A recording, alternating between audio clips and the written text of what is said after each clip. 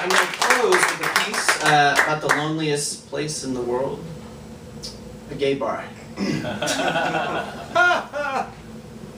Hey, what's a guy like you doing in a place like this? It's a question I ask myself every time I walk the threshold into one of these establishments, and you know the kind I'm talking about. Those late night dives with one-word names charging $10 a head to cover the expense of anything goes. Because it's safe here to be who you are. No one's gonna spit in your face or call you names. The weight of the world has been lifted and you are free to dance. It's just that the beat moving your feet is a rhythm that repeats itself from Atlanta to NYC through San Francisco, singing, hey Mr. DJ, put a record on. I want to feel like I belong. I want to get down on my knees and be sanctified in the new religion where church organs are replaced by turntables, spinning 12 inches of vinyl ecstasy. The only preaching I need is from the anthems of divas telling me to take my problems to the dance floor and get soaking wet in a pit of shirtless men. I think I found the only heaven I'm ever gonna see. At least that's what the Reverend told me growing up. So barkeep, pour me another shot, cause I don't feel quite right until I've had a few too many. It's so hard to speak to other men without the benefit of slurred words, and blurry vision oblivion is my drug of choice, because if I'm gonna have to live in a world that won't love me for who I am, I might as well act like I'm not even there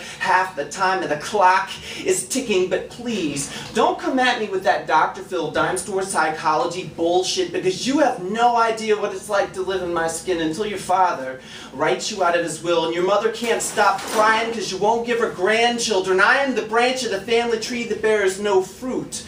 The one who took a bite of Adam's apple and is now doomed for all eternity to the only prejudice still justified by biblical text, leaving me with just one question. Where in the hell do you go when a church slams the door in your face? When the envelope of every prayer you mail comes back with a stamp that reads return to sender? Well, for many of us, the answer is as simple as a place like this.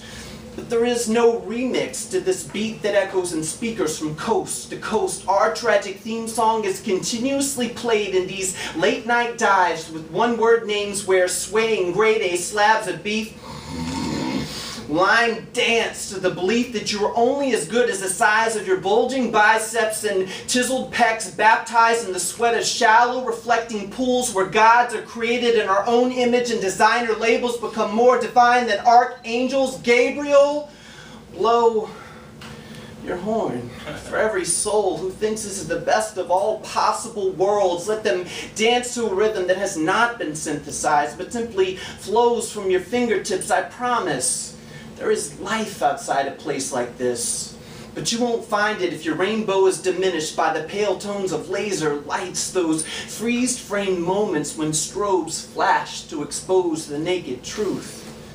This dance floor is a landfill, and you keep standing there, wasted. But I've got no room to talk, because I'm sitting on this bar stool watching you move, just asking myself, what's a guy like me doing in a place like this?